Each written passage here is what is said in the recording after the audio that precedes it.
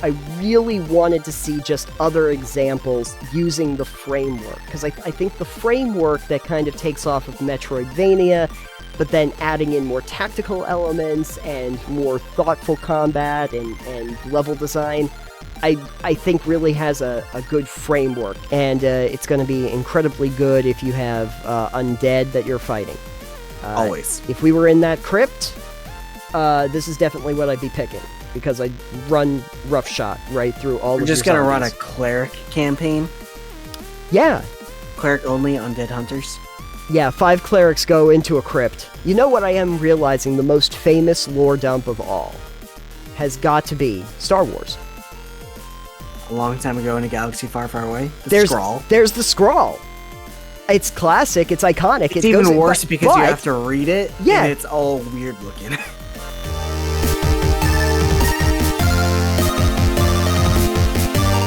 Hey Alex, you're awake! I am presently not incapacitated. That's always a good sign. Well, that means that we can actually record a show. Hey, that's a concept. Yeah, we should try that more often. Oh, hello everybody, and welcome to Total Pebble Knockdown. I am Nathan. And I am Awake and Alex. Awake and Alex.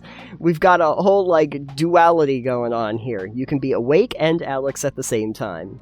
I can also be asleep and Alex, but, that's a little less interesting, I feel, for people. Yeah, we probably won't do a live stream of that, but, you know. Unless you want it. Let us know on the Patreon. Just a 24-hour live stream of Alex asleep.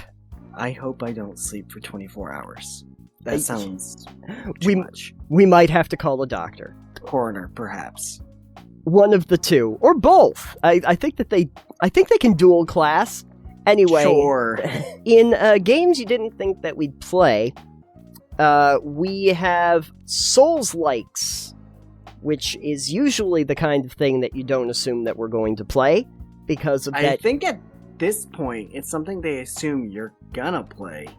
Well, I always figure that they're going to assume that we won't because of the game that shall not be mentioned, that kind of made the genre, which I still contend I do not like. But here's what's going to happen is that one day there's going to be like a charity live stream, and people are going to be like, Nathan can play this game, and they're going to make me play Dark Souls, and they're going to make me be on stream until I finish it, and I don't know if anyone's going to enjoy that. But I probably won't. Oh well. Nope. No. Or Demon's You're gonna have Soul. a worse time than Benbow Quest. Oh god, yeah, and a lot longer time. No. Yeah, well, at least Benbow Quest was hilarious. Yeah, at least that was entertaining. Frustrating, but entertaining. No, they'll make me play Demon's Souls, that's even worse. Anyway, we have other games that are in the genre that I've been playing, and one that you've actually played a little bit of. So I thought we'd do a little bit of a roundup. And so I wanted to start by talking about one that I have completed and went back and started playing New Game Plus on. Wow, good job. So apparently it's the one that I liked. I started playing 2 games in tandem, but this is the one that I really focused on more, and it's called Steelrising. For those who don't know, Steelrising is created by Spiders. Spiders is a very interesting company because it always feels like they're like a AA studio that kind of does takes on some AAA titles. A lot of Didn't they do Greedfall? They did do Greedfall, and you might notice that Greedfall does share some similarities to like Dragon Age.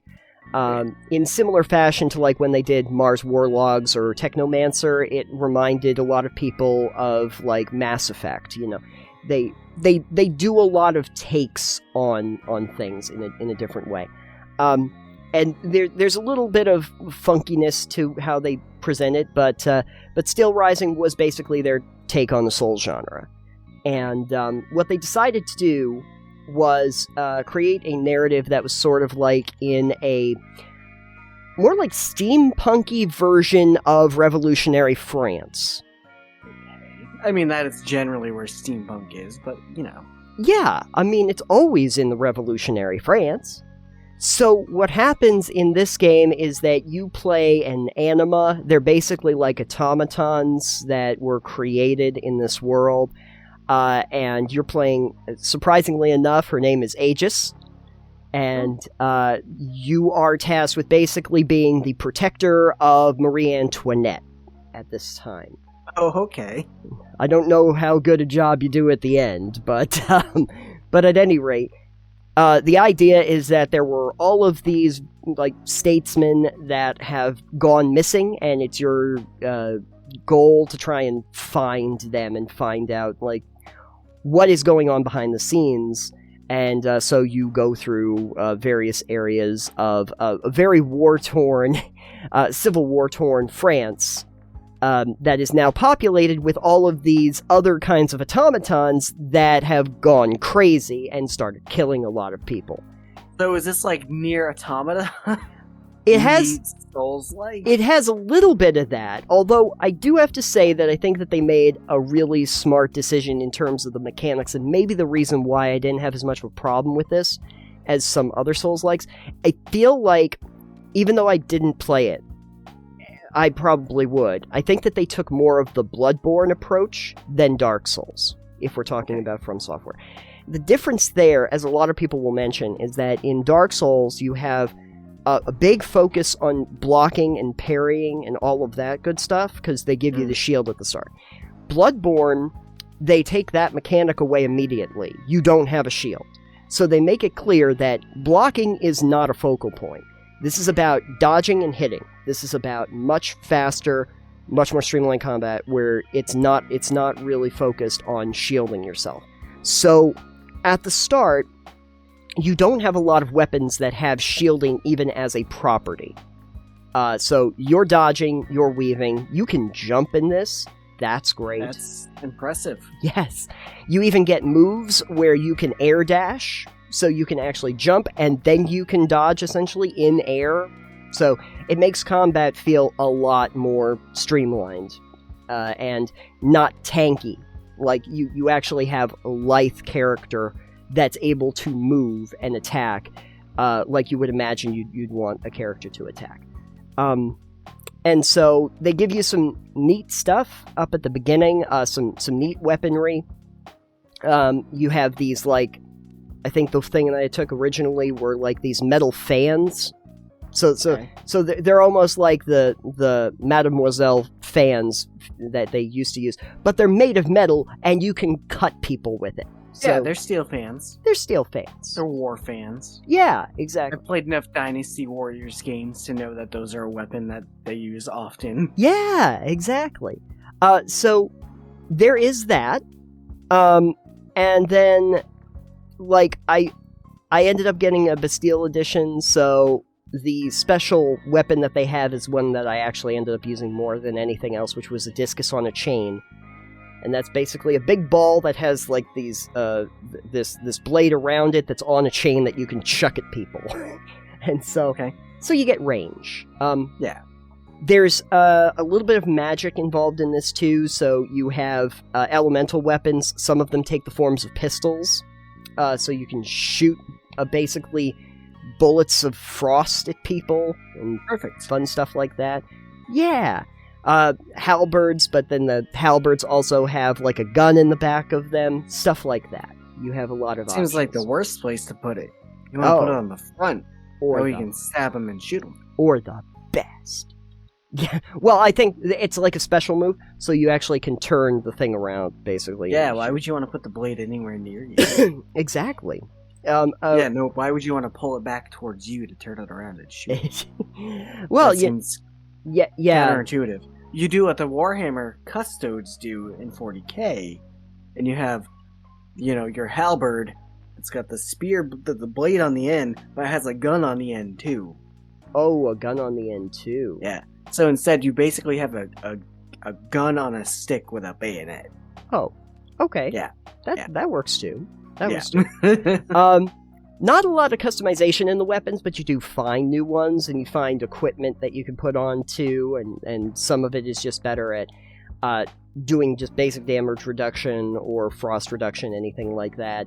The system in place is going to be very Souls-like, which is basically you defeat enemies, they drop a currency that you can then, invest in either getting equipment or upgrading your weaponry, or invested in actually gaining levels and putting it into one of several different stats that you have. So all of those mechanics, very, very much Souls-like in its framing. It's the one currency that's used for everything. If you die, your de facto souls, your anima in this, gets left on the ground. You have to recover it. If you don't get back to it before you die, it's lost to the ages.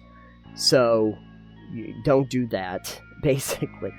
I'm not a fan of that mechanic, and I think it's one of the things I hate about Souls-likes. And they actually did one of those things in World of Warcraft Shadowlands in the Maw, where you collect the currency Stygia. And if you die, you drop like half of it. Yep. And it's on your body unless you go recover it. And I'm like, this is annoying. It can be. Yeah, it sure does.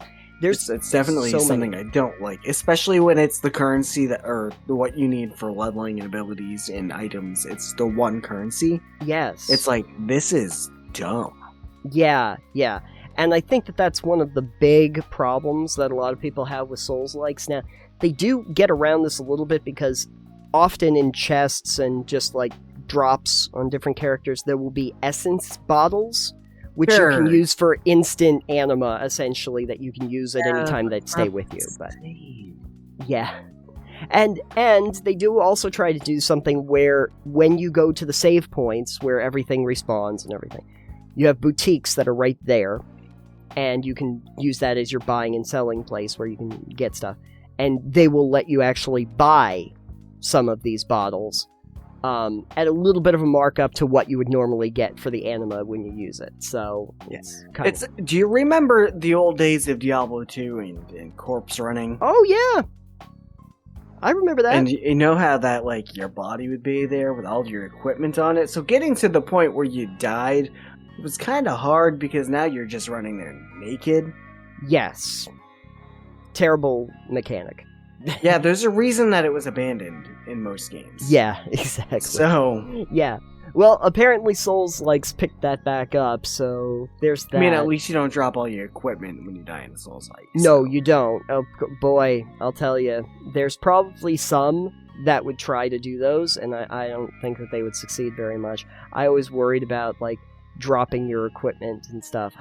I might have played one or two that actually tried that. I don't think it works very well.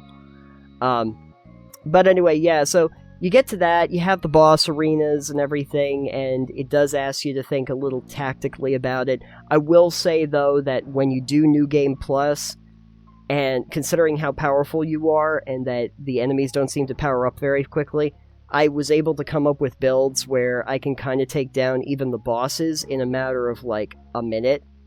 Because by that point, like, I've invested so much in power, and I have, like, the double or quits mod, which basically doubles all of your physical power, but you also take twice as much damage. But if you just smack them a few times in the head, or use a ranged attack to make them fall back, because it also doubles your ram damage, then all of a sudden it's like, well, I keep knocking the enemies prone, even the guys at the end, so as long as I don't get hit, I'm all set. And as I said, you are more agile in this game than you are in a lot of Souls, so it's easier to do so.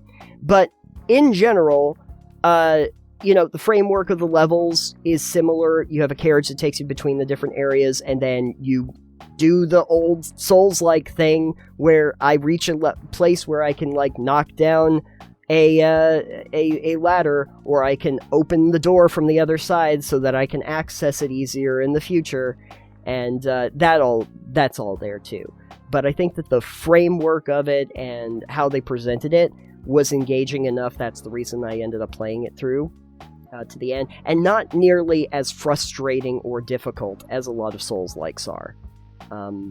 There weren't, like, difficulty settings, but the one that is just by default also allows you to kind of, like, explore a little bit, do a lot of side quests and stuff, and just kind of get used to the landscape. So overall, I thought Steelrising was surprisingly good for what it is. I even played the DLC content, which is fine. You don't need it if you play it, but it was fine. I think I liked the ambiance. I liked the setting more than anything. This idea of like these robots brought to life by magic in revolutionary France when everything is on fire and broken down, and going to these famous places like Versailles, and all over Paris. It was very interesting. The other one, though, I think you would probably like more, considering that you just told me about Souls mechanics you don't like, which is Asterigos Curse of the Stars. So this is a game that actually takes a lot of cues from like Greek and Roman mythology. And you're going to the city of Aphis, which is now a cursed city, as this shield-bearer warrior named Hilda. And right up at the front, not gonna lie, game looks great. Like, the second you get in, I'll try to throw up some of the graphics. Like, Steelrising looks good, but, like, I like the art style that they did of Asterigos, and it's also really bright. A lot of Souls-likes are very gray. Yeah. This is not. One of the unique mechanics that they do in this, though, is they have you equip 2 different weapons at a time that you can access at the same time. You don't switch between weapons. You have abilities for one weapon and abilities for another weapon, and you can use them in different kind of combinations. Okay. So it's not just like, I'll use this weapon for this application, this weapon for this application. You assign 2, and then you can utilize those 2. A la, like, Devil May Cry. More like that, yeah. And, intriguingly enough, instead of acquiring weapons over the course of time, they pretty much give you the 6 weapons that you have at the beginning of the game. Like, you start with the sword and shield. They give you the intro quests where this little squirrely kind of creature has taken the rest of your equipment.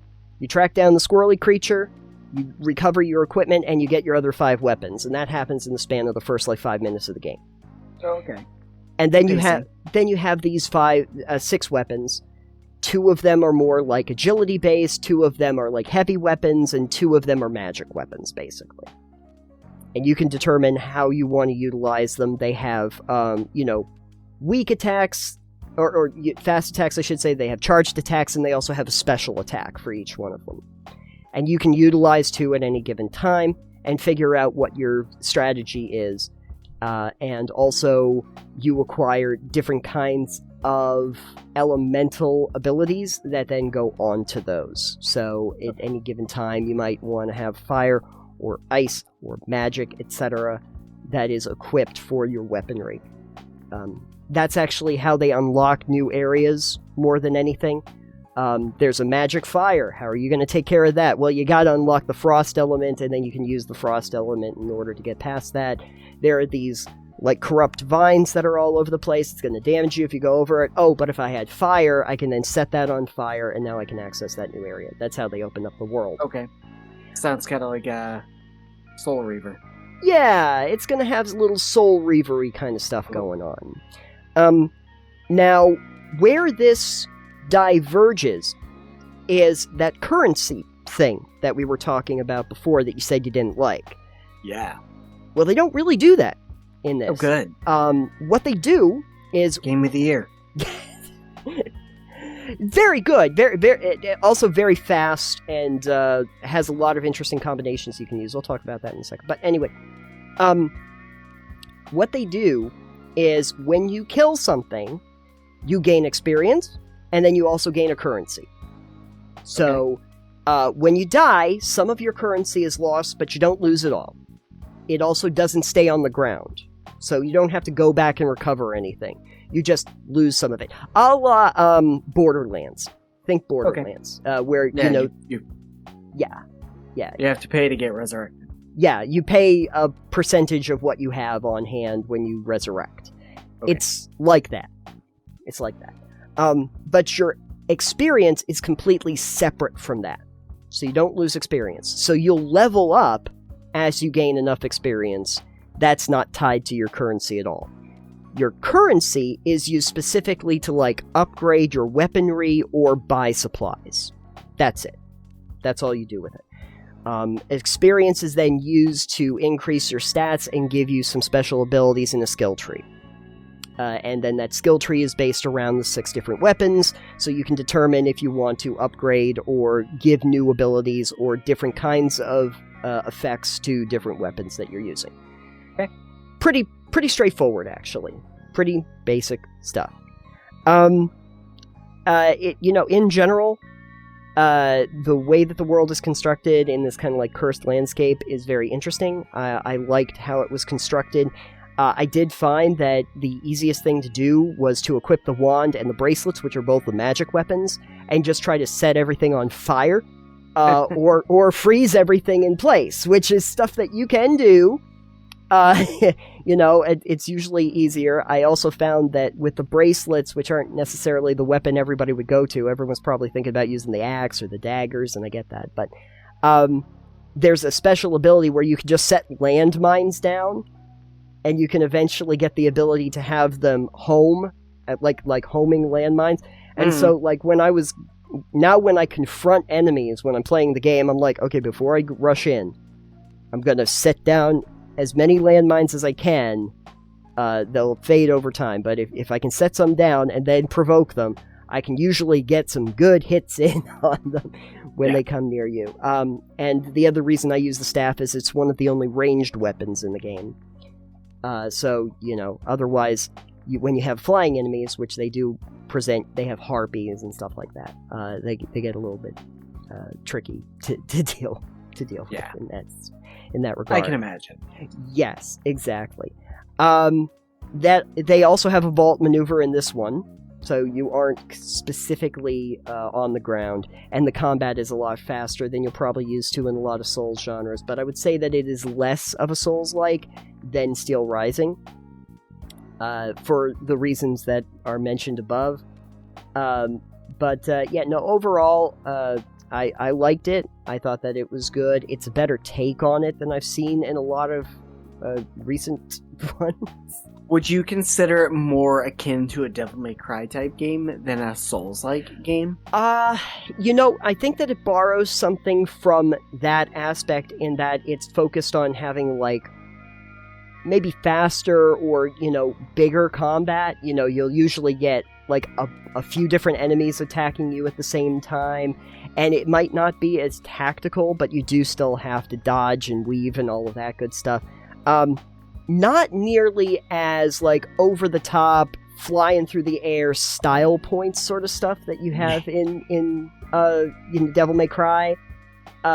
So not really that. I'd still say that it's more of a Souls game than a Devil May Cry sort of game, but it feels like it's trying to edge a little bit more onto maybe the adventure-y kind of game side. Even in the style and the look of it, it feels like it's taking some real pointers from almost Zelda, but in more of a Souls-like framing. Okay. Even Hilda herself, like, immediately when I saw Hilda and the character model, I was like, this reminds me an awful lot of Phoenix from Phoenix Rising. Like, the same kind of look and style and a presentation as that game, but as a Souls-like. Even the enemies have almost like a cartoony sort of, like, wash to them, even though it's trying to be serious. It's got that kind of look. So that one's pretty good, and I'm working my way through that. I think if I had one criticism of that one, it would probably just be that some of the enemies just start to feel like they're damage sponges. It's that kind of thing. And when they do introduce flying enemies, considering that you don't have a lot of ranged options, it becomes a little bit tricky to figure out how you're supposed to deal with that. I have one big bad harpy, like one of the big harpies, that I've tried to deal with several times, and they just throw a bunch of feathers down at me and kill me almost instantly, like real fast. Now, luckily, they do kind of give you multiple quests, so you can go off in different directions. Again, very different from Dark Souls, where they're trying to hone you in on one direction. But being able to go in different directions and try different things is kind of a nice change of pace. So I was like, well, I'm going to step away from that. I'm going to go in this other direction, and now I'm going down into the mines instead of going up into the amphitheater.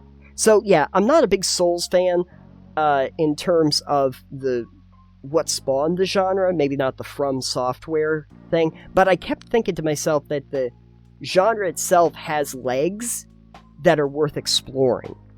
And that I really wanted to see just other examples using the framework. Because I think the framework that kind of takes off of Metroidvania, but then adding in more tactical elements and more thoughtful combat and level design, I think really has a good framework. I just didn't like how it was originally presented with like Demon Souls, Dark Souls, and etc. Yeah, that's kind of a similar feeling to me, though. I think I like them less than you do. Yeah, which actually I wanted to talk a little bit about because you tried Code Vein, which I've played. I did, and I honestly don't remember much about it. I'm trying to think as we're talking. I'm like, what can I talk about with Code Vein? And I'm like, I don't remember shit. The one thing you did tell me about Code Vein that was annoying was the mapping. I think you were talking about how it was difficult to get around. Think a lot of Souls-likes that I've tried, because I have tried several, traversal is always just, I hate it. Yeah,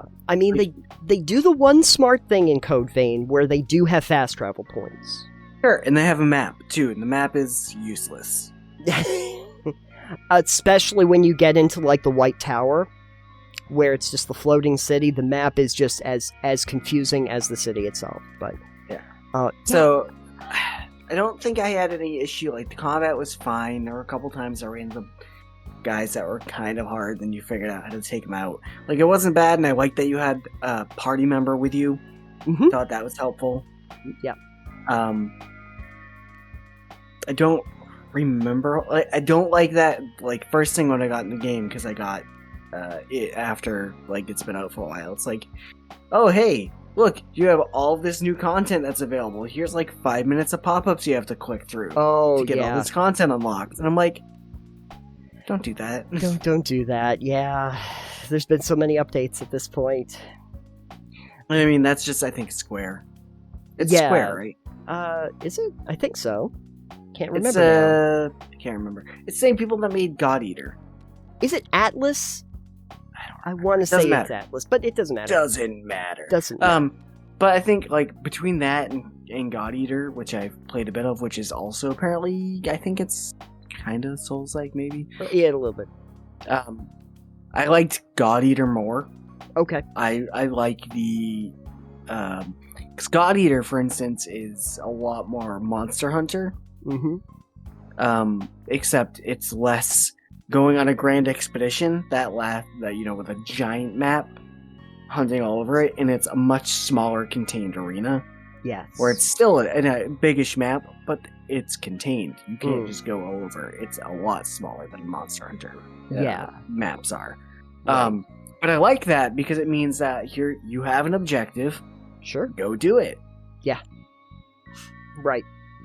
You know, and I like that. And the combat in God Eater I liked more, anyways, because it's fluid, all about combos and that stuff. Right. But Code Vein, I thought it was interesting. But, right. You know, I played like 6 hours of it. Sure. That gives you a good flavor of it. You went through the mines and stuff, or the tunnels down below, and got to the... So, yeah. Yeah. You must have... If it was 6 hours, you probably got to the hub. Like their clubhouse or something. Like that. I got there and I was like, the story is kind of interesting. Yeah. It doesn't, I mean, like, okay, so did you beat Code Vein? I did not beat Code Vein. I got 20 hours in or something like that. So my guess was that your character was the king and or queen that they're talking about. I think that's probably the truth. Probably. They're like, oh, the Blood Queen.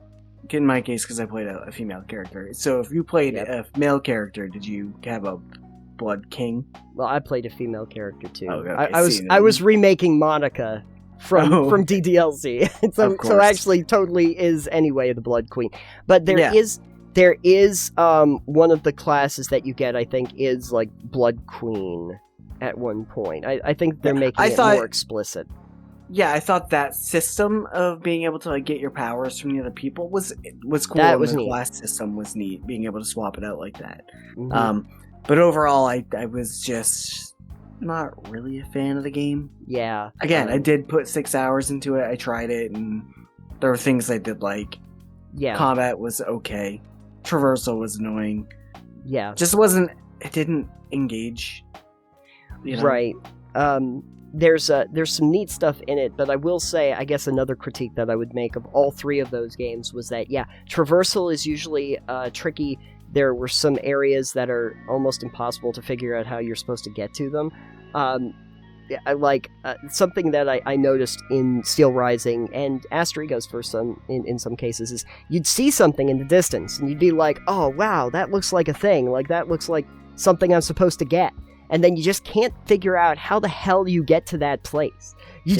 There's like you go around and you spend so much time trying to figure out like, is there a hidden wall somewhere that I'm not seeing? Like, I can go in this direction, but then it turns me around halfway through, and I can't get back to that area, and I don't know how to get over that wall or how to get into that place.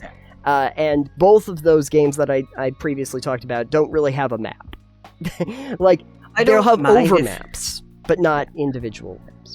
I don't mind if a game has stuff that's hard to get to, as long as it's like it's a puzzle maybe that you have to solve to get there. Yeah. You know, this is why I liked games like Soul Reaver and Legacy of Kain and God of War, the original games. You know, those were a lot of action adventure, you know, hack and slash action adventure where you had puzzles to solve. Yeah. They may not be hard puzzles, but you know, they might take a bit of logic in figuring out how to put block A in point B. Yes, exactly. Something like that. Those I don't mind, because at least you can be like, alright, this is something I can come back to later, or like, instead of, again, this is where we talked about in like Skyrim or Fallout, if I find a chest in a dungeon, and I'm never going to go back to that dungeon, I'm just going to console command hack the shit out of that thing. Right. Because I don't, like, why should I leave this loot here? I'm never going to come back for it. Right, exactly. And there's a lot of games that won't even allow you to, like, drop a pin or a reminder or something so that you could go back to it. You have to remember where it was. I'm never going to do that. Right, exactly. In Steelrising, there were a couple places where the gates are down, and you can see that there's like a chest or some kind of document that's beyond that gate. And you're like, oh, I bet I could figure out how to get there. And every time I was trying, like, oh, maybe I could get across the beams and invisible wall. Like, okay, that's obviously not the way to go. There's an invisible wall. I can't go over that way. So I've got to figure out a way around. And then it would, like, turn me all the way around to a completely different area of the map. And I couldn't figure out another way to get to that from the back. And it's like, and there's no maps. I can't look at a map and say, what's the general area that this is attached to so that I can go back. They'll have over maps where you can see the different areas you can travel to, but they won't have, like, area maps like I'm used to in a Fallout or the Elder Scrolls. But but anyway, so Code Vein probably not as no. Like, I thought it was fine, but it does fall into a lot of the same problems as Souls-likes. It's not as prominent in Steelrising, and Asterigos is pretty far removed in a lot of respects from the basic mechanics. But it does still have that whole thing where you gotta figure out a way around the bridge to lower the bridge so that you can go across the bridge in the future and get back to the previous. So it's got a lot of those mechanics in it, and still pretty heavy on trying to do tactical combat, which I don't mind, because I think we even talked to Chris about that. It's kind of a rhythm game. Yeah, you have to figure out. It's 100% a rhythm game. Yeah, where you're like, okay, the enemy makes this attack, this attack, this attack, and I need to know that they're making those attacks, and then I go in and attack. Well, with Dark Souls specifically, even the music helps. Oh, right, because like the boss music will even kind of explain rhythm, right? Yeah, it'll absolutely, and it was super interesting to learn that, but I'm not playing an action game to be a rhythm game, so... Exactly. We're not playing Dark Resolution, or whatever, instead of Dance Dance Revolution, yeah. I would love to see a Dance Dance Revolution version of Dark Souls. That would Listen, I'm sure somebody has played Dark Souls with a DDR mat. Oh, and more power to them, but I ain't gonna do it. I couldn't even play DDR with the DDR map, so, you know what. So, I guess I would pass a question along to everybody else, which is just, do you engage with any Souls-likes, and what is your favorite one? That's vague. How about you ask if they've played any of the ones we've talked about? Oh, okay. If they like them. Fine. Because obviously, people like Dark Souls. Okay. So, have you played any of the ones that we're talking about, and what are your thoughts on those? Code, just to recap, we're talking about Steelrising, Code Vein, and Asterigos. There you go. One of those. Have you played those? There you go. You have to tell me, though. I got a mechanically speaking for you. Sure! Yeah. So, in our tradition, because we started this, we're going to finish it. When new One D&D content comes out, or at least the playtest material, we'll take a look at it and see what the mechanics are for it. So, very recently, Wizards released a new supplement, and one of the things that they decided to talk about was the Cleric, and how they want to adjust it. There are a few changes to it, so I thought we would take a little bit of a gander. Sure. And just look at it. I have not heard anything about it, so Great. This is going to all be new to me. You're going and in maybe blind. some of the people listening. Yeah, you're going in blind, and hey, that's okay. Listen, if Simon can do it, we can do it. Yeah, exactly. Simon's great because he then says stuff, don't they do this? Until the script actually tells him, yes, they did indeed do that thing. Yeah. Always good. Okay, so basically, your Cleric, as you probably know, draws power from the gods and harnesses it to work miracles, and has blessings of divinity. They are considered one of the priests if we're looking at class groups. You might have noted that we talked previously about the experts class group, and there are also mages, priests, and warriors. So, sure. Yeah. So the priests are considered clerics, druids, and paladins for the purposes of this. Okay, two of those are divine, and one of those is primal. Yeah, but they are technically, I don't know if priest is going to be the word that they end up using for it. Maybe divine or something. I don't know, but they use divine and primal magic, essentially. Stewards of divine or primal magic, focusing on healing, utility, and defense. So, anyway, let's tell you a little bit about some of the features of clerics. Okay? So, your first level, and I think that this is pretty much what second level was in... Turn Undead. No, Channel Divinity. Oh. I think that this is actually something they gave you at second level in 5e. But you gain the ability to channel divine energy directly from the outer planes, using that energy to fuel magical effects. And so some of these will require saving throws, but let me just tell you about basically what you can do with it. You can use your channel divinity a number of times equal to your proficiency bonus. You regain all expended uses when you finish the long rest. Okay, so things that you can do. Divine Spark. As a magic action, you point your holy symbol at another creature you can see within 30 feet of yourself, and focus divine energy at them. Roll a number of d8s equal to your proficiency bonus, and add the rolls together. You either restore hit points to the creature equal to that total, or force the creature to make a constitution saving throw. On a failed save, they take radiant damage equal to the total, and on a successful save, they take half as much damage. That's, interesting.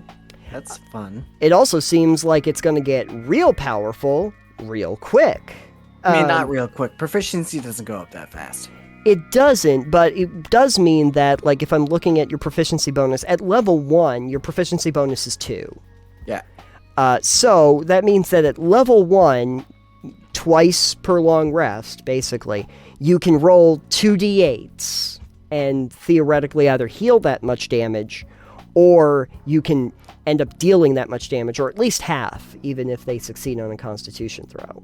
Yeah. By the time you get up to level 17, you're at 6. So now you're rolling 6d8s as like a magic but action. at level 17, a wizard can throw a fireball that does. This is true. This is true. So I guess it's not too OP, but it is a pretty useful skill that's not directly tied to your spell casting. Yes. There is also Turn Undead, and boy, if you have a cleric in your party, when the undead come around, you're in good shape. As a magic action, you present your holy symbol and speak a prayer censuring undead creatures. Each undead within 30 feet of you must make a wisdom saving throw. If the creature fails its saving throw, it is dazed for a minute or until it takes any damage and you are incapacitated or die. While dazed in this way, the only action the creature can take is a dash action, and if it moves, it must end that move farther from you than where it started. So there's that. I don't know. I think Divine Spark, even in that case, was probably more useful, but... I mean, every undead creature within 30 feet. So that's true. It's good. If you have a horde of zombies... Plus a minute. That's true. Dazed for a minute or until they take any damage. So once you damage them, if you focus your attacks, you won't have to deal with the rest of them. But well, yeah, you just focus on one at a time then. Yeah. Fair enough. Yeah. And while dazed, the only action they can take is a dash action, and it has to move further away from you than where it starts. So yeah, so it has to either stay put or flee. Right. So there's that. So not bad. For crowd control purposes, in the right circumstances, that's not bad. That's not bad. I think it'll probably get increased to rebuke or destroy undead too. Rebuke or destroy. I believe it does. Let's read on. Yes. Also, a first level thing that you get, which is pretty typical, is spell casting. So what that means is that you have prepared spells. You can have the following spells prepared.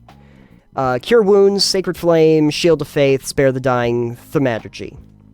Thaumaturgy, I think is how... Thaumaturgy. Thaumaturgy. Thaumaturgy. Alternatively, you can prepare 3 0-level spells and 2 first-level spells of any choice. So just pick them. Those are just suggestions. Yeah. Any spell you prepare for this class must be a divine spell. Whenever you finish a long rest, you can pray or meditate and replace any spell you have prepared for this class with another divine spell of the same level. So that's okay. That's standard. Yeah. I mean, having played a bard, they don't really do that, but I guess bards in the new system kind of do. So you can it's spells. divine casters, typically in like 5e and before. Mm-hmm. Just get access to their whole spell list. You just kind of just pick what spells you want to take on any day. Right. As opposed to a wizard who's like, yeah, I only know these spells. Right. Or a sorcerer who goes, yeah, I only know these spells, but I can pick whichever ones I want to cast however many times. Right. Wizards are fun. Because wizards go, I'm preparing Fireball twice. And you can only cast Fireball twice. Oh, sorcerers go, I've got 5 spell slots. I'm using all of them for Fireball. I think in 5e rules, the wizard just has to prepare the kinds of spells that they can use. We'll figure that out later. Yeah. I mean, I guess when we get to the 1D&D rules on wizards, we might as well find out then. My understanding, though, was for wizards, it doesn't make note of how many times you can cast it, just that there's only a certain number that you can have prepared, and it has to be in your spellbook. But, the difference between like the wizard, the sorcerer, the bard, and the cleric, and the divine casters was essentially how many times you can cast spells and how you prepare the spells. Right. Your spellcasting ability is Wisdom, and your spellcasting focus is a holy symbol that you can use to prepare them, so easy enough. Now, second level, I'm thinking that this might be a little bit different than Domain, or no, I guess it's not. Anyway, Holy Order. Okay. I think this might be new. You have dedicated yourself to one of the following sacred roles, either on your own or as part of a religious order. Choose one of the following options.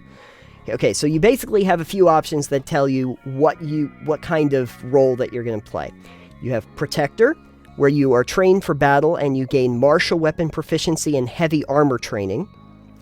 You have Scholar, studying and teaching about lore of the guards in the multiverse. You gain proficiency in 2 of the following skills: Arcana, History, Nature, Persuasion, and Religion.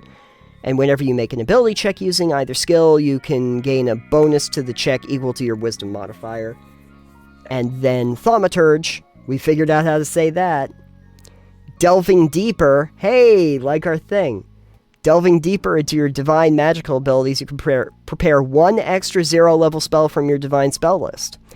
See your spellcasting feature for more information. In addition, you regain 1 expended use of your channel divinity whenever you finish a short rest. That's nice. That's the one everyone's taking. Yeah, everyone's going to take Thaumaturge. I mean, let's face it. I actually think that you get to pick a second one later on, if I've read this correctly, so we'll see about that. But that's new. I don't remember that from the original. No, that's unless it's replacing like the archetypes, but I don't remember what cleric archetypes have in 5e. Well, good news is that I'm going to tell you about that, because third level is actually where you have a cleric subclass. So this is where we get into the divinity. And these are domains. That's what the clerics have. That's their subclasses domains? Yeah, divine domain. You have a divine domain. Okay. Yeah. And it used to be 2nd level. Now it's on 3rd. It used to be first level. Who's on 1st? Who's on 2nd? Now it's on 3rd. I'm on 3rd. I'm on 3rd. My subclass is on 3rd. Okay, so you gain the life domain subclass or another subclass of your choice. The life domain is the one that we're going to. Life domain is detailed. Yeah. Subclass is a specialization that grants you special abilities for the cleric, and for the rest of the career, you gain each of your subclass features, yada, yada, yada. So we'll get into that when we get to the subclass. Yeah, so generally in 5e and even 3.5, I don't know about 4th, because I didn't play 4th, domains gave clerics either a talent or a feat, kind of in 3.5. Or some ability from it, or some access to spells based on it, or bonuses to skill checks, or access to skills. So, like a cleric with the martial, or the war domain, actually, for instance, might gain access to heavier armor as a proficiency, or certain weapons as a proficiency, like martial weapons as their proficiency. Yeah. Whereas a cleric over luck might gain access to a bonus to their reflex, or not reflex, I guess, dexterity saving throw, or something like that. Or a cleric of nature, for instance, I believe at one point got an animal companion. Oh, okay. So, or you could be a domain. Yeah, or you could be a peace domain and completely break the game. So some point we'll go over how that was a broken ass. I don't think domain. that was the domain, but there was a peace domain. Trust me on that. I'll tell you about that at some point. But I think everyone will go. Don't let people play that. Isn't that? Are we talking about the vow of poverty? Because that's broken. No. Peace domain, where it would give these really good bonuses to basically the entire party that were in the sphere of influence. Where it was basically like, well, everyone's OP now. But at any rate, I'll tell you a little. I think life domain, though, it's mostly focused on making sure that your healing spells are as good as they possibly can be. Yeah. 4th level, you get a feat. 5th or ability score increase, you could do either. 5th level, smite undead, so you turn the undead. You can roll a number of d8s equal to your proficiency bonus and add the rolls together. Each undead that fails its saving throw against that use a turn undead takes radiant damage equal to the roll's total. Okay, so there you go. Oh, so that's your turn undead becomes turn or smite undead.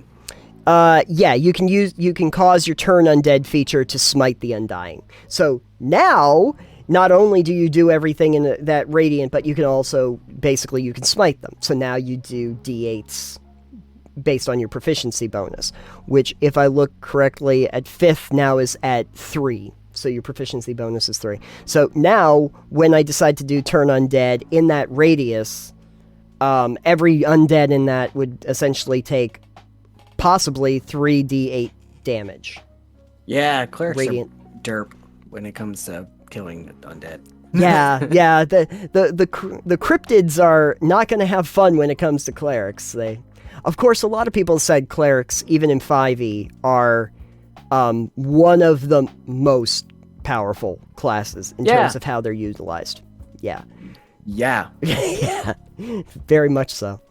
6th level, subclass feature. 7th level, Blessed Strikes. This feels new too.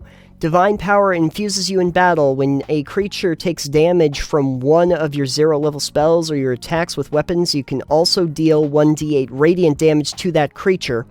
Once you deal this damage, you can't use this feature again until the start of your next turn. Oh, gee. Well, that means if you have, like, multiple attacks... Yeah, I suppose so. Stack it. So it can't go, I hit you with my sword, deal radiant damage. I hit you again with my sword, deal more radiant damage. Yeah, but I mean, this is specifically for 0-level spells. So Or melee attacks. Or melee attacks, that's true. Or attacks with... But I do think that it's probably there because as your cantrips, essentially your 0-level spells, go up, they will occasionally increase to, like, being able to do a 2d6 instead of a 1d6 or anything like that. But anyway, just add 1d8 radiant damage to that old beautiful bean footage. Rangers have abilities that can do that too. Yeah, so it's not too bad. Okay, 8th level, you get another feat. 9th level, Holy Order. You get to have a second option from the Holy Order feature. Ooh. So now you're a thaumaturge and a protector. Take that heavy armor, and you're all set. Yeah.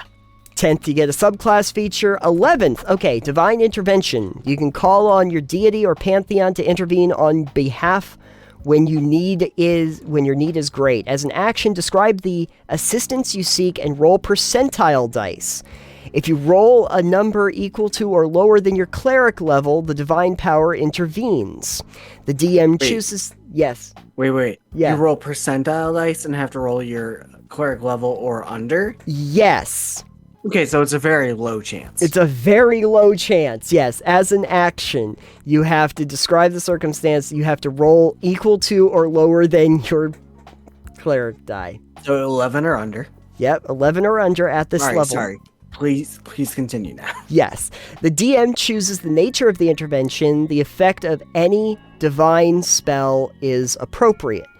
If the intervention occurs, you can't use this feature again for 2d6 days. Otherwise, you can use it again after you finish a long rest. I'm going to use that every day. You're going to use it every day. I'm going to ask my god to intervene on my dating life. Try it every day. Your cleric does need a lot of dating advice. I'm gonna be very like, all right, sad. Yeah, I need you to come down. I need you to help me get a date. Yeah. And one of the days, my god is just gonna come and go like, I'm fucking sick and tired of your shenanigans. Yep. Here's a body pillow. Yeah, exactly. Here's your waifu pillow. Enjoy. Yeah. So there's that. It seems kind of situational, but I can see where like a GM would have a little bit of fun with that. It's good player role-playing stuff that you could play around with. Okay, 12th you get a feat, 14th you get a subclass, 16th you get a feat, 18th, Greater Divine Intervention. When you use your Divine Intervention feature, it succeeds automatically, no roll required. Whoa. And you can use it again after 2d4 days. Nice. Every week. Yeah. So basically, you only have to worry about that percentile dice between 11th and 18th level, because after 18th level, you're good. Yeah. You're good. You buddy with your god after that. Exactly. And then 19th, you get a feat, and 20th, you get an epic boon like every other one does. Like, I would like to play a cleric, but I would not play that kind of a cleric. So. The last cleric I played was a war domain. Yeah. Fun time. He was a dual wielder. Oh, he had nice. 2 axes. See, I wanted to play Death Domain. Yeah, death is fun too. Yeah, necromancy, basically. You're just a necromancer. I always wondered if, like, necromancy as just a school for a wizard, or cleric being in Death Domain was a better version of a... Well, the trick there is you cross-class. Oh. Then between Death Domain cleric and necromancy wizard. And you just get all kinds of... Then I can make a bunch of a bunch of undead. So anyway, life domain. So here's what those are. It's probably not going to surprise too many people, but you get domain spells at level 3. These spells don't count against the number of spells you can prepare. They don't follow the rules for the classes. Your healing spells are empowered by life itself. When a spell you cast with a spell slot restores hit points to a creature, that creature regains additional hit points on the turn you cast the spell. The additional points are equal to 2 plus the spell's level. So, makes it better. The life domain clerics have something similar currently in 5e, so... Yeah, they get bonuses to the amount that's healed. And then 6th level, you get Preserve Life. You can use your Channel Divinity to heal a group of the critically injured. As an action, you expend 1 use of your Channel Divinity and present your Holy Symbol, restoring a number of hit points equal to 5 times your Cleric level. Choose any creature within 30 feet of yourself. You can choose yourself, and divide those hit points among the chosen creatures. This feature can bring a creature's current hit points to no more than half its hit point maximum. Cool, so there's a group of injured soldiers, and I'm going to heal them all. You're going to heal them all for like 2 points, just to get them back up on their feet. Just, everybody's down. What do? Easy, I'm going to restore 1 hit point to everybody. 1 hit point to all 30 people. All 30 people, sure, why not? That makes sense. I'm at 6th level, it's 5 times, and so by that point, it's 30 points. Just pop them into everybody. 10th level, Blessed Healer. The healing that you cast on others heals you as well. When you cast a spell with a spell slot that restores hit points to a creature, you regain hit points equal to 2 plus the spell's level on the turn you cast the spell. So basically, I heal you, and I get a little back for myself. Yep. That's fun. Little hit points for you, little hit points for me. Just skimming a little off the top. Just skimming a little off the top. That's okay. 14th level, Supreme Healing. When you would normally roll 1 or more dice to restore hit points to a creature with a spell that you cast with a spell slot. That's wordy. It is. Don't roll those dice for the healing. Instead, use the highest number possible for each die. That can be rewritten so much better. We'll do that in a second. For example, instead of restoring 2d6 hit points to a creature with a spell, you restore 12. Okay, yeah. Why don't we just reword that to, you take the maximum of the dice for the healing. When you would normally roll 1 or more dice to restore hit points to a creature with a spell. When you cast the healing spell, you restore the maximum amount in the spell. Boom. I could do that in so fewer words. So anyway, that is the Cleric in a nutshell. And what do you think of that by comparison? It's fine. It's pretty in line with the current Cleric as far as I remember. I like the Blessed Strikes. Or whatever it was called. That seemed interesting. Yeah. I like the orders. Seem interesting. Getting 2 of them is going to be nice. I know clerics usually get 2 domains. Right. I don't know if you get a second domain. I don't think you get a second domain. I think it's mostly that you get... I think the idea behind the Holy Order seems to be that instead of doing the domain thing, where you focus on the 1, because I think even in 5, it was more focused on having the 1 domain. To kind of get that back in of being able to have multiple domains, they use the Holy Order, where you can eventually take on 2 different roles that are separated from the subclass. Fair enough. So, overall, it seems in line. It doesn't seem like anything huge changed. Yeah. I mean, definitely, like, the turn in the Smite Undead is going to be very useful in certain circumstances. Yeah. I will note, too, just, like, looking through the 5e version of Cleric, that Channel Divinity ends up getting used a lot more in the new version, because by the time you're level 18 in 5e, you basically get to use Channel Divinity 3 times per rest. And by the time... in One D&D, you're at 18, you'd be able to use it 6 times. Nice. Per long rest. That's fun. So there is that. And also, I think Channel Divinity specifically was about turning the undead in 5e, and now they also have it as also a healing property, which I don't know. I think that might make the life domain a little less useful. I'd have to see what some of the other subclasses are, but I feel like you're already gaining all of these really good effects that are going to make you a successful healer outside of your subclass altogether. Anything that you'd prefer to keep or change? Not that I'm aware of. It seems pretty interesting, the changes. It seems fun. I kind of would like to play a cleric again at some time. They are actually pretty fun sometimes, as long as you're not playing the Mary Sue cleric. Clerics can be fun, and depending like who they're devoted to or what they're devoted to as a cause, they can be really interesting. Yeah. I think if there was anything that was a little open to interpretation, it was probably the divine intervention part. Because, yeah, that one seems fun. Yeah, I mean, it's going to be interesting to see how people utilize that.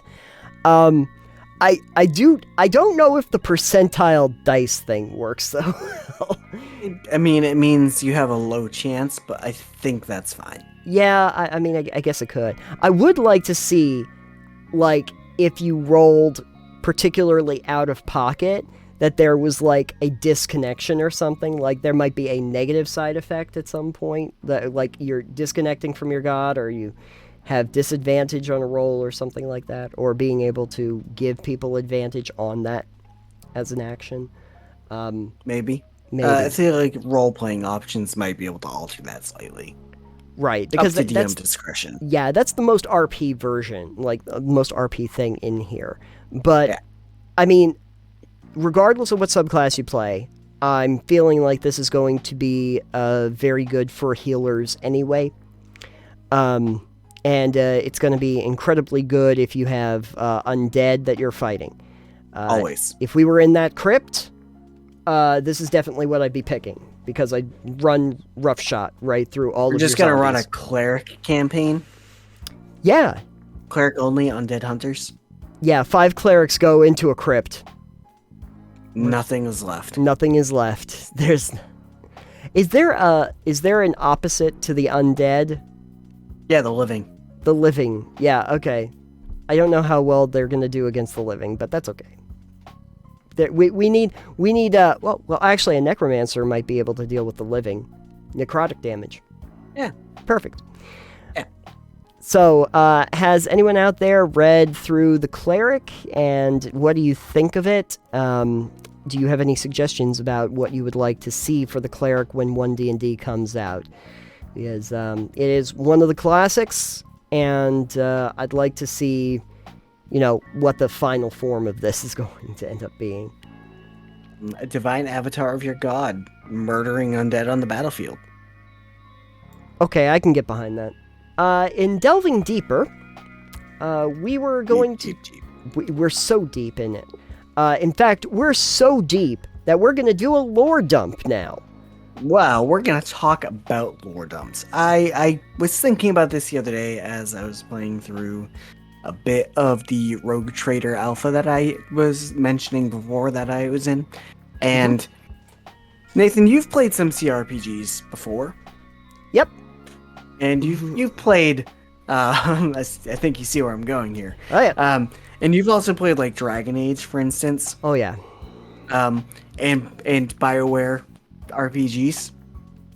So, Nathan, tell me, the first thing that happens, let's say we're playing Oh Ye Old Neverwinter Nights. Yeah.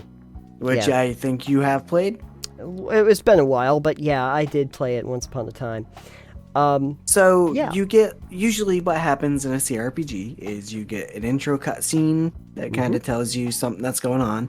Yep. And then you get, like, you talk to, in Neverwinter Nights' case, your foster dad, I believe. And then as soon as you're, like, let free, what is, like, one of the first things you can go do? One of the first things that you can go do is read up on all the history of the world. Yeah, so in this case, in Rogue Trader, which I won't go into too much detail because it's an early alpha and it's starting not at the beginning of the game, it's a little bit further in. Sure. After the prologue. But in this case, you already have a party You have your character, and they already have their crewmates as their party members. Mhm. But I can go and talk to all 5 of these people. 4 or 5? We're going to say 5. I can go talk to all of these people. Okay. And ask them every question under the sun. Great. I can get their whole life story that they'll tell me. Perfect. Right from the get-go. Again, in Neverwinter Nights, you can go up to your dad or your foster dad, and you can just ask him all the questions you need. Oh, yeah. You know? Yeah. And I believe Dragon Age, you can go talk and get the full-on history of the Grey Wardens. In Dragon Age, because you start an origin story for whatever character that you have and everything like that, before you even really get into the Grey Warden part, you have all of this lore about the world that you happen to inhabit, whether you're coming in as an elf or a human or like what background you have, anything like that. So they kind of need to get that out of the way too, because then they move you on to the next part of the story. Yeah, and see, it's not so much that I don't like that they give you all this lore that is necessary for world immersion. It's that I think it really ruins the pacing of a game. Yeah. Right out of the gate. Right. I think it also keeps people from wanting to uncover the mystery of the world as they're experiencing it.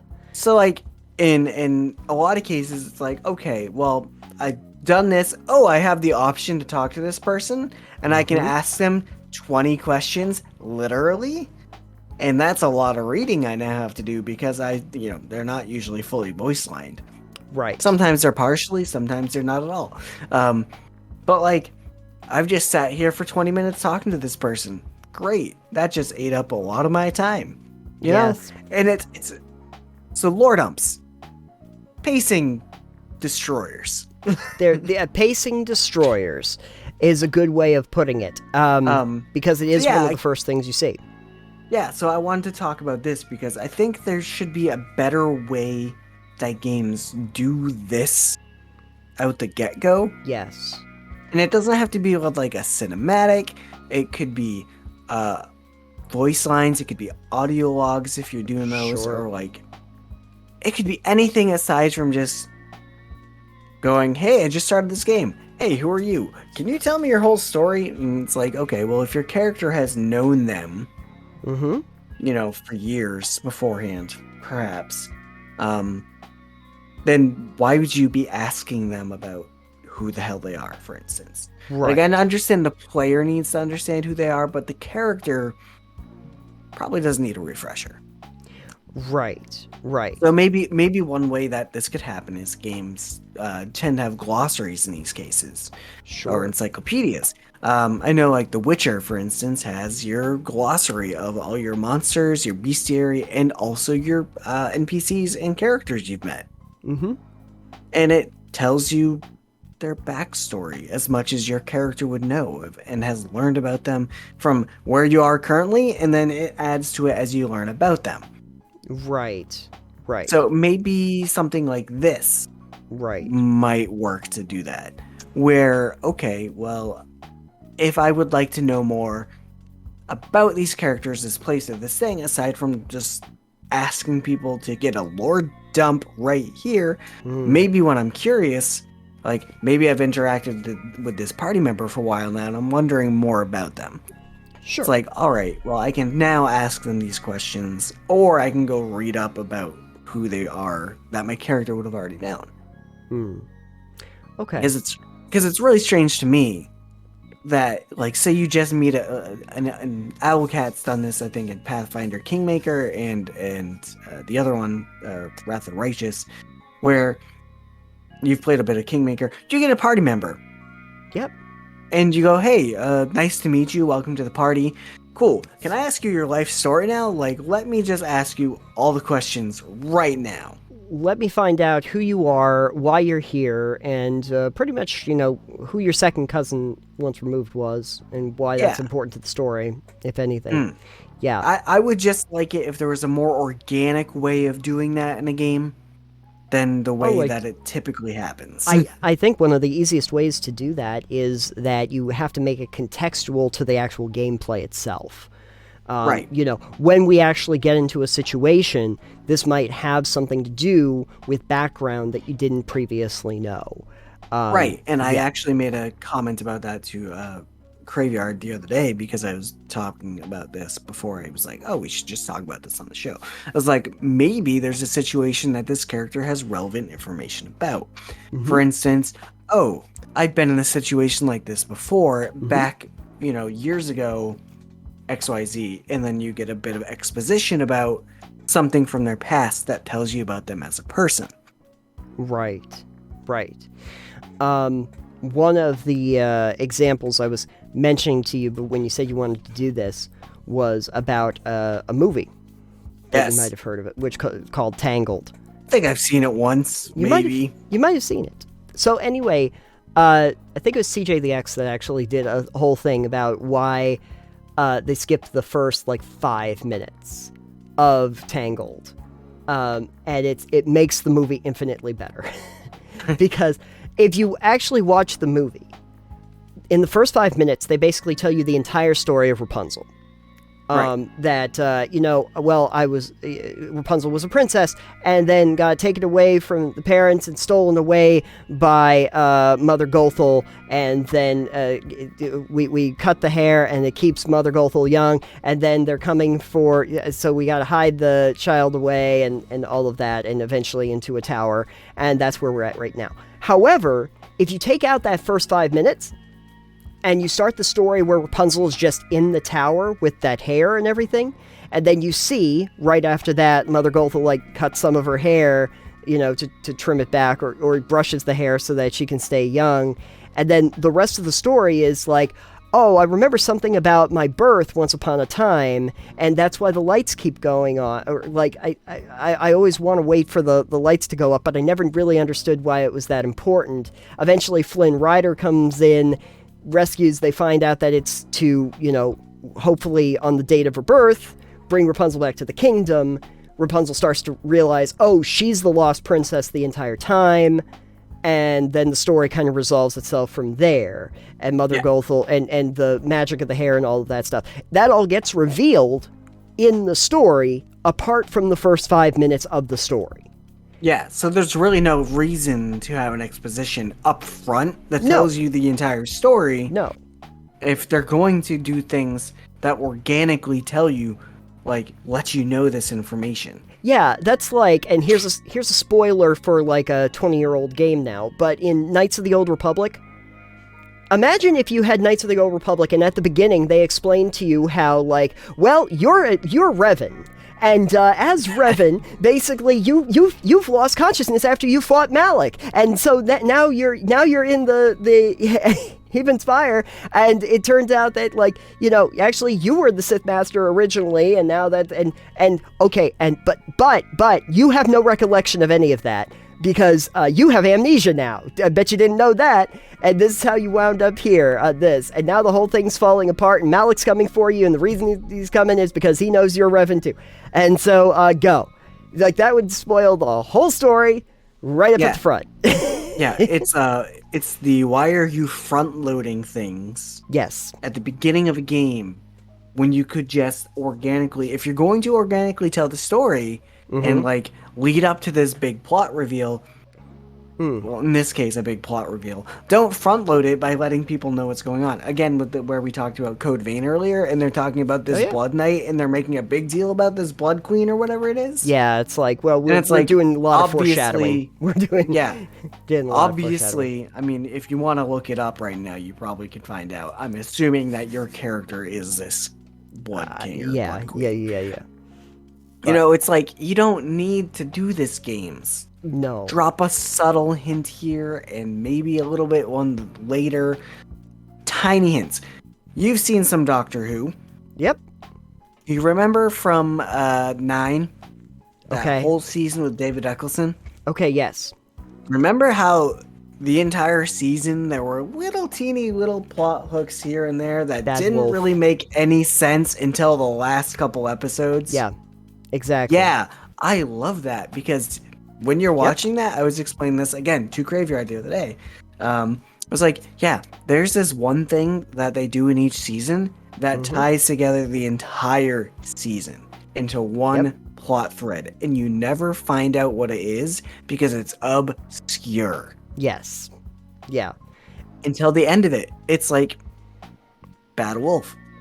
You see it throughout it, and even the character comments on it, but it doesn't mean anything to you.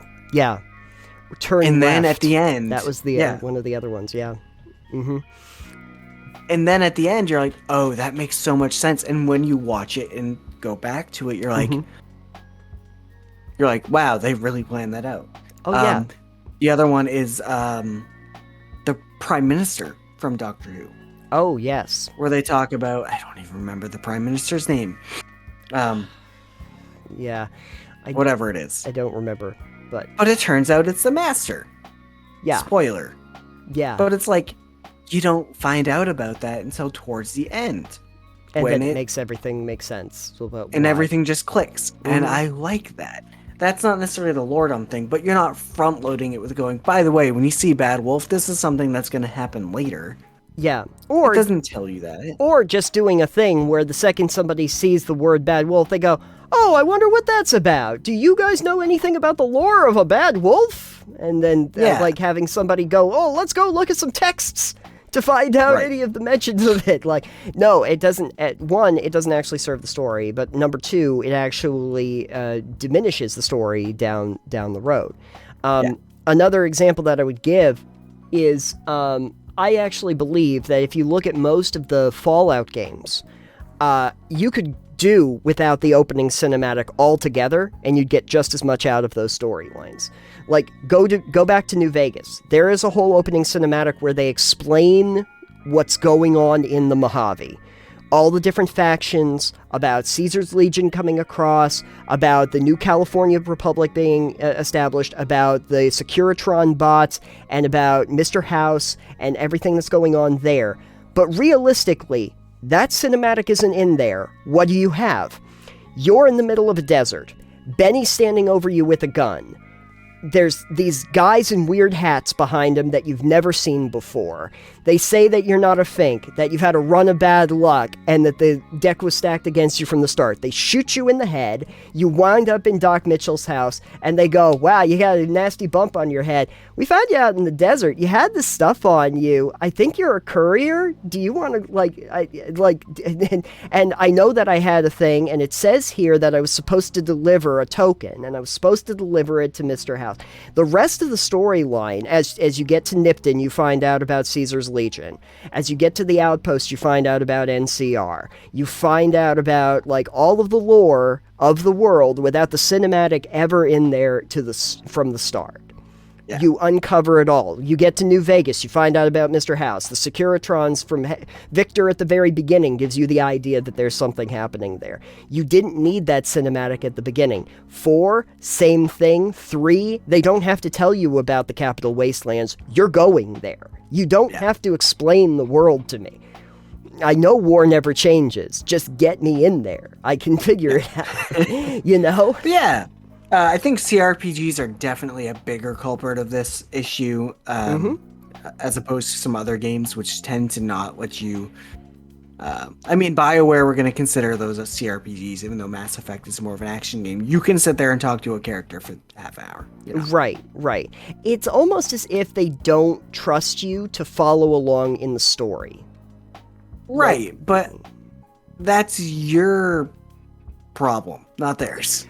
Right, but it's one of those things where you see it in movies a lot, where they'll just start to explain everything to you as if the people watching the movie aren't really intelligent enough to understand how this interconnectedness goes as they introduce elements along the line.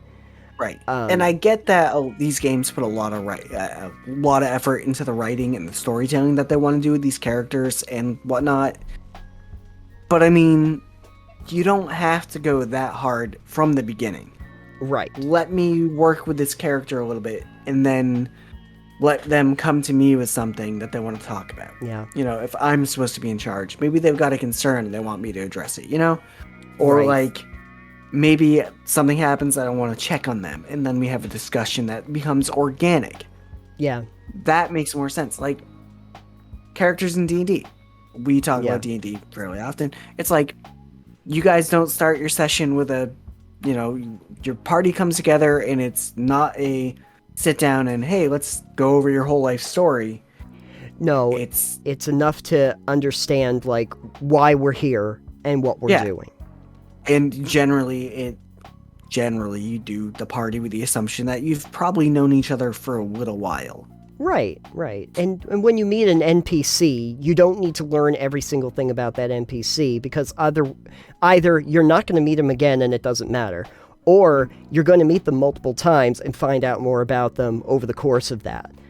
Right. So, you wouldn't go up to a shopkeeper and be like, hey, how are you doing? My name is Phil. Who are you? How long have you owned your business? Why did you set up shop here? Why do you have this product? Who do you get your things from? You wouldn't ask them 50 questions. They'd be like, get the fuck out of my store. Yeah, exactly. I got stuff to do. Are you going to buy something? Yeah. Or am I going to have to kick you out? It's inorganic. And in a storyline, you don't want to have that. You know what I am realizing? The most famous lore dump of all has got to be Star Wars. A long time ago in a galaxy far, far away. The scroll. There's the scroll. It's classic. It's iconic. It's even worse because you have to read it. Yeah, and it's all weird looking. It's weird looking. It's the scroll. But honestly, I want you to go back and think about this, Alex. Every Star Wars movie you've watched, if the scroll wasn't there, I don't think I'd notice. It wouldn't really affect the storyline, would it? No. Because like, giving you this whole history of what the galaxy is at the beginning of New Hope doesn't change the fact that, everything that happens in New Hope makes sense to the storyline. The crawl doesn't have to tell you about Darth Vader. The characters will tell you about Darth Vader. Yeah. In the course of the story when it becomes relevant. It's pretty upfront with Darth Vader. Oh yeah. New Hope starts with the assault on the ship. Yes. Yeah. It's like, okay, this is a bad guy. It's especially in New Hope, where it goes straight into the storytelling, like, here's a bit of action and this thing, and then it goes right into like Luke getting the droids and all that, and it doesn't take long. Even the new movies, like when they did the sequel trilogy, it's like them explaining that here's the First Order out of the remnants of the thing. It's like, well, they introduced the First Order when it becomes relevant to the story in the storyline. I don't need you to tell me about these new characters because I'm going to see them in just a minute. Like, it's right around the corner. You don't have to tell me everything about this. There can be an addendum. There could be stuff in the margins of saying, if you would like more information about the First Order, turn to page 3. Something to that effect. But those sort of things do have a tendency to take you out of the story. One of the better ways that I've seen it, if I remember correctly, there was like the new Planet of the Apes movies. I don't know if you ever saw those. No, I don't think I have. But, those kind of pretty much just get into the storyline immediately, and they explain what you need to know at that time about, like, what the experiments with the apes were, and what the chemicals were that they were using, and why they wanted to escape. And in the next movie, they basically give you a framework of this is what happened in the last movie, which gets you here. And then they explain why the apes are out in the woods. And in the last one, the things that you've seen about this same chemical that made the apes super smart infecting people and making them stupid, like literally draining their brain power, is taking full force. But you didn't really need the movie to explain that, because the previous movies already set that up at the very end of the first one right through. So they give you that storyline as you're going through with the characters themselves and the journey that they're taking and the connections that they're making. So I think that you can do that very effectively. But a giant text block, or having to go through 50 different options with characters, does not work for the pacing of a storyline. No, it doesn't. and ends up becoming kind of detrimental to the actual storytelling itself. Yeah, definitely, because then I'm sitting there going, all right, well, I just had a big action sequence, and now you're pausing for 5 minutes of conversation and lore dump. Yeah, it's like we can pace that better. Yeah, you definitely can. Tell the story. This is something that I see in a lot of action games. Actually, I think Half-Life did this quite a bit, which was you're always in the action, and if there's storyline, you're still in the action while any of that storyline is going on. It's not a separate thing, you know? You can tell that even by people talking in your ear. It doesn't have to be like in Metal Gear where you have to stop and watch the intercom of the two people talking the entire time. It can be like in Borderlands where you're walking through and somebody comes on your comms to explain what's going on in this area as you're shooting. I mean, to be fair, Borderlands gets excessive. It does get excessive, yes. It's just like, can I turn this off? Can I please? I'm trying to focus. Yeah, exactly. I don't need to hear 15 people in my ear at one time. And that's a pacing issue, too. Yeah. I would prefer, like, maybe a Halo. Oh, yeah. You know? Halo's probably a better example of that. You're always in the action, but Cortana will make it clear what's going on at the time. Or I mean, there's soldiers. Still story, but that is told through what's going on a lot of times. And anything that's not told through the action you are currently engaged in is more or less told through cutscenes. One of the ways that actually, it's good that you brought up Halo, because I remember in the original Halo, there's a really good example of how lore dumping would be really detrimental. Do you remember the part in the original Halo, if you ever played the original Halo? Yeah. Okay. It's been years. Okay. But you remember when you get to the Forerunner base. Okay? Okay. The secret the hidden librarian, the archaeologist. Anyway. Guilty Spark 343. Sure. Okay. So you're going down into this facility. There's really very little talking. In fact, I think your comms cut out because you're too far underground, so no one's really talking to you. All you're seeing when you're going down there are, like, the bodies of the elites, of, like, the Covenant and of your soldiers as you're going down. And you're just seeing the bodies. And there's less and less obstruction coming at you. You don't find out why any of that happens until you pick up the helmet of one of the fallen soldiers in the main chamber. And you watch, through that soldier's eyes, what happened, which was the flood. Yes. And as soon as those bugs come in, you realize that you are now in that chamber where the flood was, the parasites, and now you have to get out of there. But they've told all of the environmental storytelling with no real dialogue to speak of that you had to pick up on, that something was very, very wrong. You just could not place what it was. But they did that in the action while you're going through. And then have you figure out how dangerous the flood is by tackling them as you're trying to get out. And you start to realize the different variants are going to look a little bit like the fallen soldiers that you had previously seen. So now you understand exactly what they are, how they operate, and how dangerous they are without any lore dumping going on. See? Yeah. That's telling a story with good storytelling, even without any narrative. Like, no word narrative, you know? Yeah. I'm sure that was scripted out really well. Yeah. The other one, which I don't think you've played, but if you do pick it up, it would be really good, is Spec Ops: The Line. And I won't go into the details, but that is a story about basically 3 soldiers that are going into Dubai for what they think is finding a rogue agent. And you are always in the action, which kind of takes a Gears of War sort of style action-y kind of thing.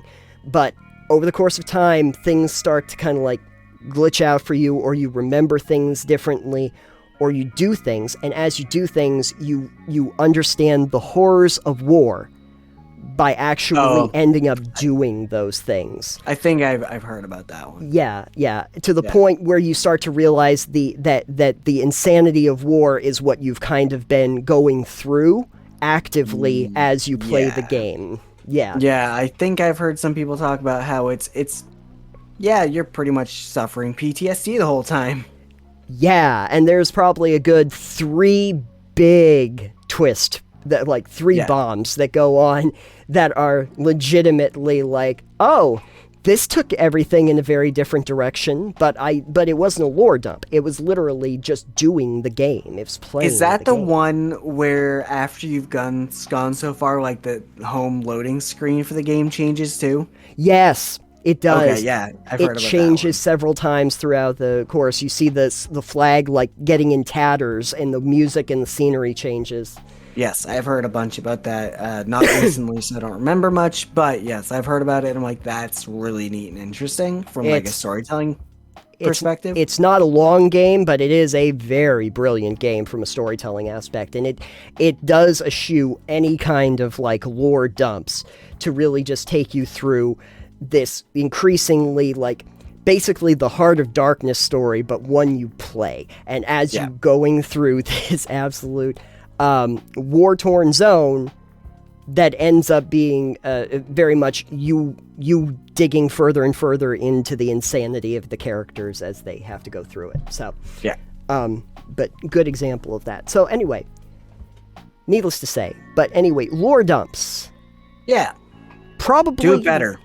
Yeah, do it better. Do it better. I don't need the Morrowind style, give me 50 textbooks to read. Oh my god. Morrowind was famous for having like 200 books worth of text. Yeah. In the thing. It's like, that's a lot of reading. That's too much reading. I'm not going to read any of it. Yes. I don't read any books in any of the Fallout or Skyrim. Yeah. Or Elder Scrolls games. I'm like, this book. I'm like, is it readable? I'm like, it is. I'm going to just flip a few pages and put it back. Yep, exactly.